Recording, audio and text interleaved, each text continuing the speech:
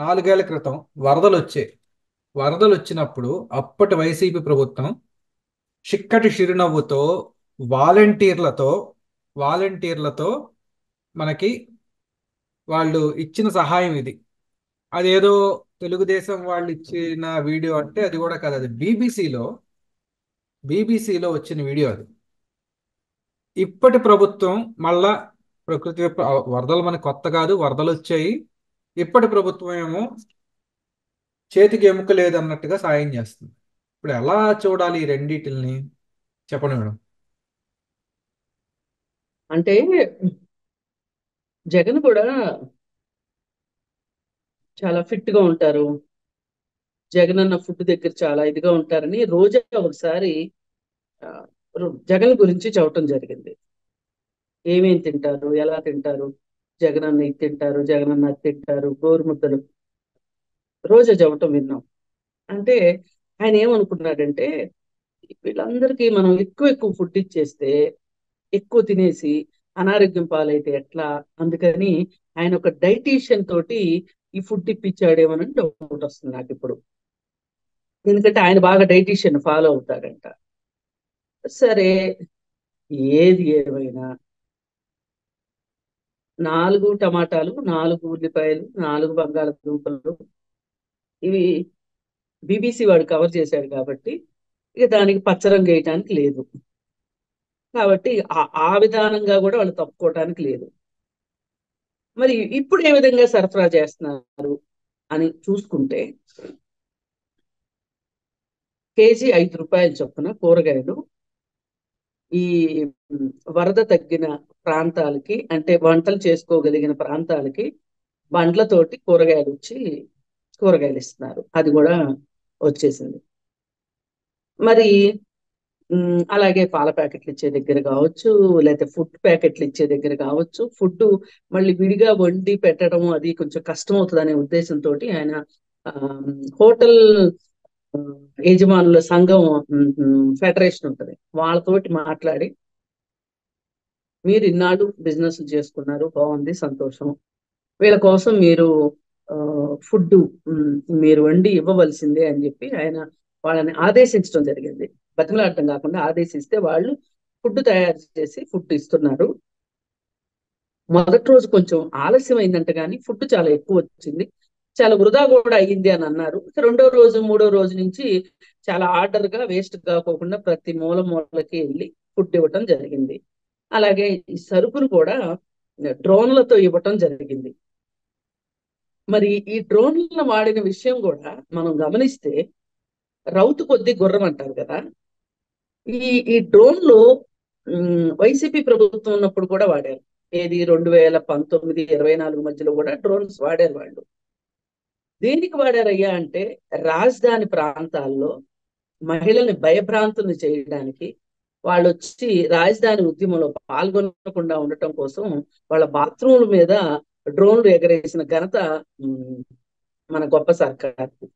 మరి ఈవేళ డ్రోన్లను ఎలా వాడుతున్నారు అంటే దీని అర్థం మనం టెక్నాలజీని తప్పు పట్టకూడదు. టెక్నాలజీని ఎవరు వాడుతున్నారో వాళ్ళ ప్రయోజనాలకు తగ్గట్టు టెక్నాలజీని వాడతారనేది మనకి ఇప్పుడు అర్థమైంది. ఇప్పుడు మనము చాకు ఉంటదండి, చాకుని గొంతు కోయొచ్చు, కూరగాయలు కోయొచ్చు, పండ్లు కోయొచ్చు. అది దేనికి వాడతామనే మనిషిని బట్టి ఉంటది.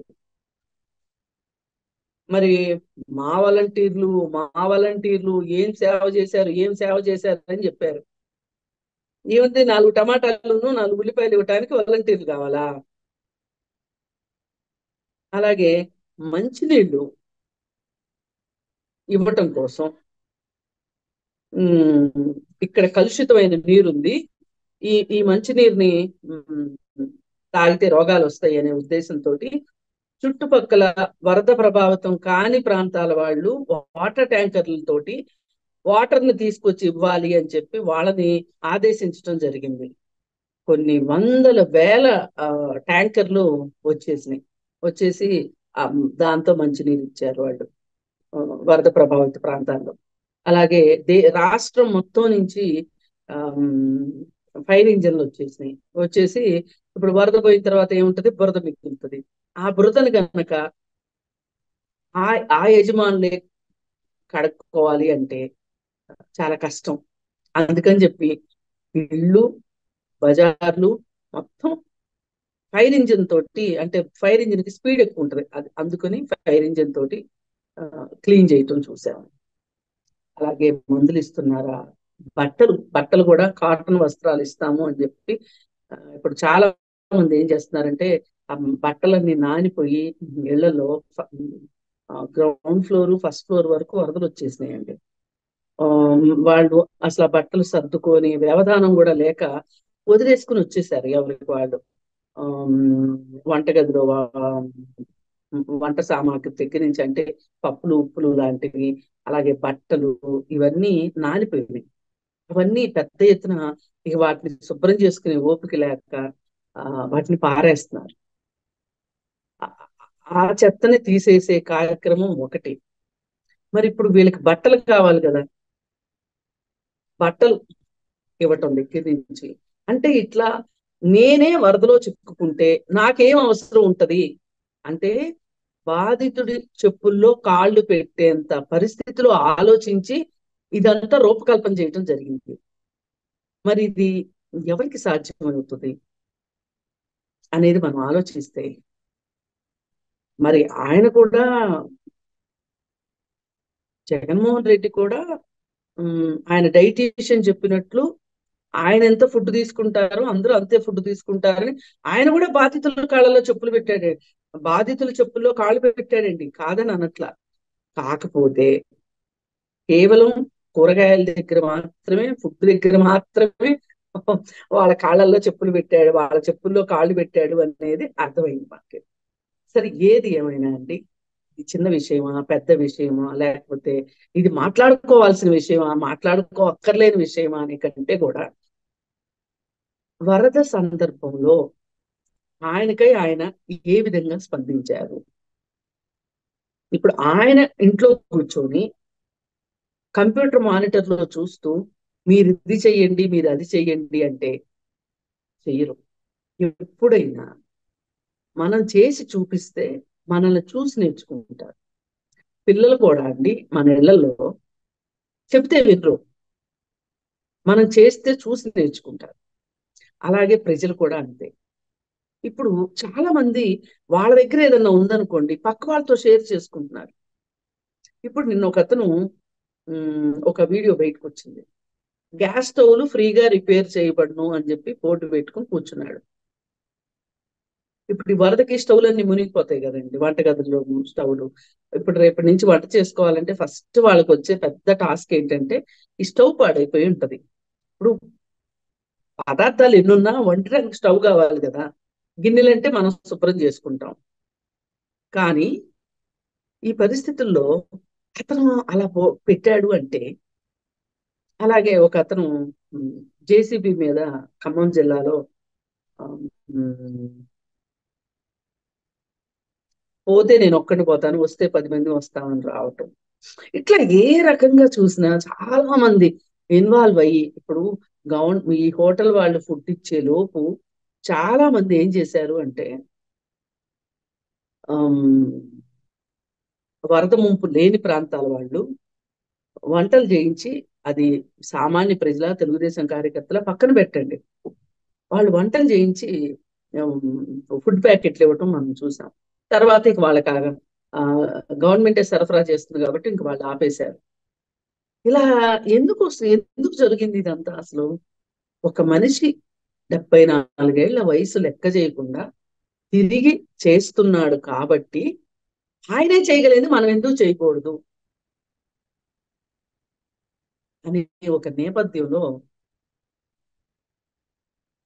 ఆయన ఒక స్ఫూర్తినివ్వటానికి ఆ, ఆయన చేసిన ఈ రోజు, ఆ రోజు అన్నాడు కదా, ఈయన ఫోటోల కోసమే వచ్చాడు, ఈయన రావటం వల్ల పనులు ఆగిపోతాయి, అది ఇది అని మాట్లాడాడు. ఏం ఇంట్లో కూర్చోవచ్చు కదా. మన నాలుగుకి ఆ, అన్ని వైపులా పదునుంటది అన్నట్లు పవన్ కళ్యాణ్ రాకపోతేనేమో ఎందుకు రాలేదు, చంద్రబాబు నాయుడు వస్తేనేమో ఎందుకు వచ్చాడు. ఇట్లా వాళ్ళు ఏంటి అంటే వాళ్ళు చేసిన తప్పులు ఎక్కడ బయటకు వస్తాయో, వాళ్ళ పని విధానం వీళ్ళ పని విధానం చూసి ప్రజలు ఎక్కడ ఏమనుకుంటారో మనని అనే ఒక భయంతోనో లేకపోతే అప్పటికప్పుడు గుర్తొచ్చిన సిగ్గుతోనో ఆ వాళ్ళు ఈ విధమైన ప్రకటనలు చేసి ఉండొచ్చు, ప్రజల్ని మభ్య పెట్టొచ్చు అనుకుని ఉండొచ్చు. కానీ ఇవాళ ఉమ్, మభ్యపడే పరిస్థితిలో ఆ ప్రజలు లేరు అనేది అర్థమవుతుంది. ఆ వరదల్లో ఇబ్బంది పడుతున్న వాళ్ళు అది వాళ్ళ స్వీయ అనుభవం. అలాగే ఎన్ని చూస్తున్న వాళ్ళు కూడా నిజం కదా, ఇలా కదా ఒక నాయకుడు చేయాల్సింది. ఒక అడ్మినిస్ట్రేటర్ అంటే ఇలా ఉంటాడు కదా, అడ్మినిస్ట్రేషన్ అంటే ఇది కదా అనే ఉద్దేశంతో అనే అభిప్రాయానికి ప్రజలు వచ్చారు. ఇంకా ఇప్పటికీ ఉమ్, దీనికి కూడా ఎవరైనా కోడిగుడ్డు మీద ఏకలు పేకాలి అనుకుంటే అది వాళ్ళ ఓపిక, అది వాళ్ళ సంస్కారం కింద, వాళ్ళ వాళ్ళ బ్రెయిన్ అంతవరకే పనిచేస్తుంది అని చెప్పి వదిలేయాల్సిందే తప్పితే ఇక్కడ నేర్చుకోవాల్సింది ఒకటే.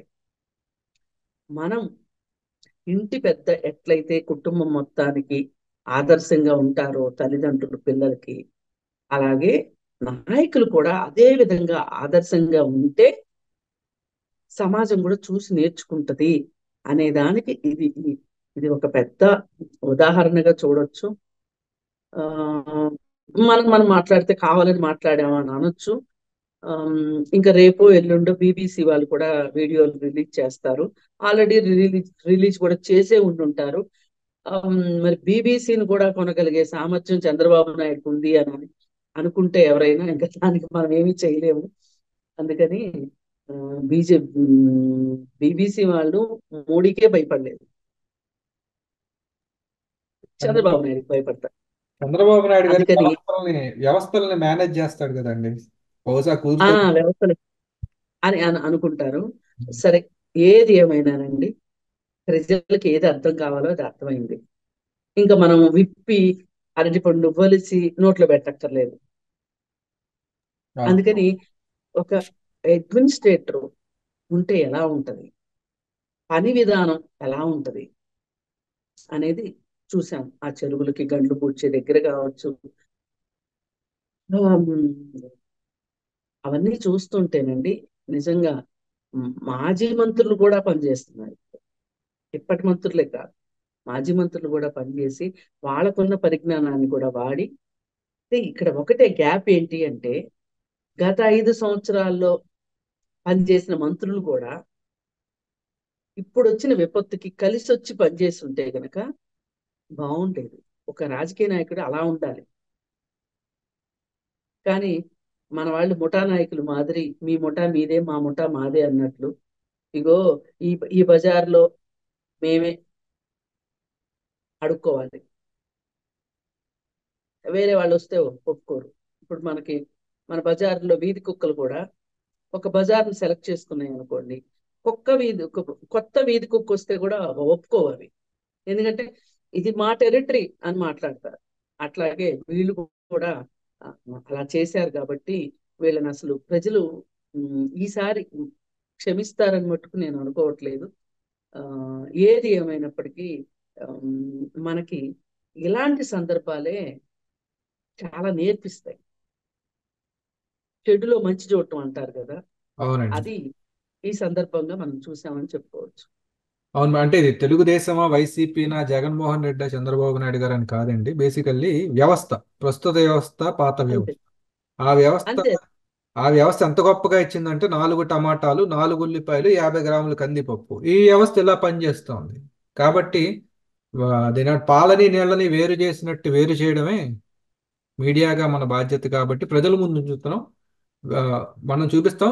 ప్రజలు ఇంక వదిలేయాలి. వాళ్ళు డిసైడ్ చేసుకుంటారు. ధన్యవాదాలు. ధన్యవాదాలు.